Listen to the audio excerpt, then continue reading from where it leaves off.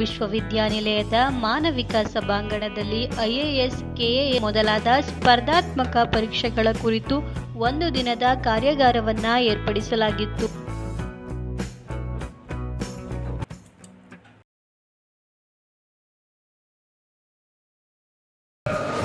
ಕೀಳರಿಮೆಯೇ ನಮ್ಮ ಒಳಶತ್ರುಗಳು ಅಂತ ಹೇಳಿದ್ರು. ಸತ್ಯ ಅದು, ಅದನ್ನೇ ನಾನು ಹೇಳ್ತಾರೆ. ನಿಮಗೆ ಏನಾಗುತ್ತೆ ಅಂದರೆ, ನಾವು ಯಾವಾಗಲೂ ಒಂದು ಎಕ್ಸಾಮ್ನ ನೋಡಿದಾಗ ಈ ಎಲೈಟ್ ಗ್ರೂಪ್ ಮಾತ್ರ, ಅಂದರೆ ಯಾರಿಗೆ ಆಪರ್ಚುನಿಟಿ ಇದೆ ಇವ್ರು ಮಾತ್ರ ಮಾಡ್ಬೋದು, ಸಪೋರ್ಟ್ ಯಾರಿಗಿದೆ ಅವ್ರು ಮಾತ್ರ ಮಾಡ್ಬೋದು ಅಂತ ಅನ್ಕೊಳ್ಳೋದು. ಏನಕ್ಕೆ ಅಂದರೆ, ಒಂದು ಸೊಸೈಟಿ ಹೆಂಗೆ ಮಾಡಿದೆ, ಈ 90% ನಿಮ್ಗೆ ಅದನ್ನು ಹೇಳ್ತಾರೆ. ಇನ್ನೊಂದು ನಮ್ಮಲ್ಲಿರೋ ಕೀಳರಿಮೆಗಳು. ಈ ಎರಡು, ಒಂದು ಔಟ್ಸೈಡ್ ಫೋರ್ಸು, ಇನ್ನೊಂದು ಇನ್ಸೈಡ್ ಫೋರ್ಸು. ಇವೆರಡೂ ನಿಮ್ನ ಏನು ಮಾಡುತ್ತೆ, ಡಿಮೋಟಿವೇಟ್ ಮಾಡುತ್ತೆ ಒಂದು ಎಕ್ಸಾಮ್ ಅಟೆಂಡ್ ಮಾಡೋಕ್ಕೆ. ಅದನ್ನು ಇಂಪ್ಲಿಮೆಂಟ್ ಮಾಡ್ಬೇಕಾದ್ರೆ ನೀವು ಎಂಜಾಯ್ ಮಾಡೋದು ಯಾವಾಗ ಅಂದರೆ, ನೀವು ಅದನ್ನ ಫಾಲೋ ಮಾಡೋಕ್ಕೆ ಶುರು ಮಾಡಿದಾಗ. ಘನವ ತೋರಬಹುದಲ್ಲದೆ ನೆನಹ ನಿಲ್ಲಿಸಬಹುದೇ?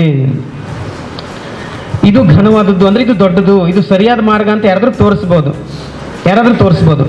ಆದರೆ ಅದನ್ನ ಅಂಟಿಸ್ಕೊಳ್ತಕ್ಕಂಥ, ಅದರಲ್ಲಿ ನಡೀತಕ್ಕಂಥ ಒಂದು ಕಮಿಟ್ಮೆಂಟ್ ಇದೆಯಲ್ಲ, ಆ ನೆನಪಿನ ಶಕ್ತಿ, ಅದನ್ನ ಯಾರಾದ್ರೂ ಕೊಡೋಕ್ಕಾಗುತ್ತಾ ಅಂದರೆ ಆಗಲ್ಲ. ಅದು ಅವ್ರಿಗೆ ಬರಬೇಕು ಅಂತ. ಈ ಅಕ್ಷರಸ್ಥ ಮತ್ತೆ ವಿದ್ಯಾವಂತ ಇವೆರಡೂ ಪದಗಳು ಒಂದೇ ಆದರೆ ಒಂದೇ ಯಾಕೆ ಸರ್? ಇವೆರಡು ಪದಗಳು ಭಿನ್ನ ಆದರೆ ಭಿನ್ನತೆ ಏನಿದೆ ಸರ್? ಇವೆರಡರಲ್ಲೂ ವ್ಯತ್ಯಾಸ ಏನಿದ್ರೆ ಅವೆರಡರ ವ್ಯತ್ಯಾಸವನ್ನ ನೀವು ಹೇಳ್ಬೋದು.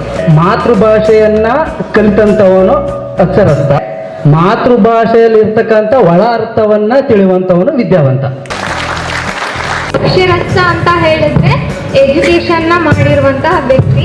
ವಿದ್ಯಾವಂತ ಹೇಳಿದ್ರೆ ಎಜುಕೇಶನ್ ಜೊತೆಗೆ ಸಂಸ್ಕಾರ ಮತ್ತು ಸಂಸ್ಕೃತಿಯನ್ನ ತಿಳ್ಕೊಂಡಿರುವಂತಹ ವ್ಯಕ್ತಿ. ಕಾರ್ಯಕ್ರಮದಲ್ಲಿ ಸಂಪನ್ಮೂಲ ವ್ಯಕ್ತಿಗಳಾದ IFS ಅಧಿಕಾರಿ ಪದ್ಮನಾಭ್, ಅಕ್ಕ ಅಕಾಡೆಮಿಯ ತರಬೇತುದಾರರಾದ ಕಿರಣ್ ಕುಮಾರ್ ಹಾಗೆ ಡಾಕ್ಟರ್ ಶಿವಕುಮಾರ್ ರವರು ಸ್ಪರ್ಧಾರ್ಥಿಗಳ ಕುರಿತು ಸ್ಪರ್ಧಾತ್ಮಕ ಪರೀಕ್ಷೆಗಳಿಗೆ ತಯಾರಾಗುವುದು ಹೇಗೆ ಎಂಬುದರ ಬಗ್ಗೆ ಮಾಹಿತಿಯನ್ನ ನೀಡಿದರು.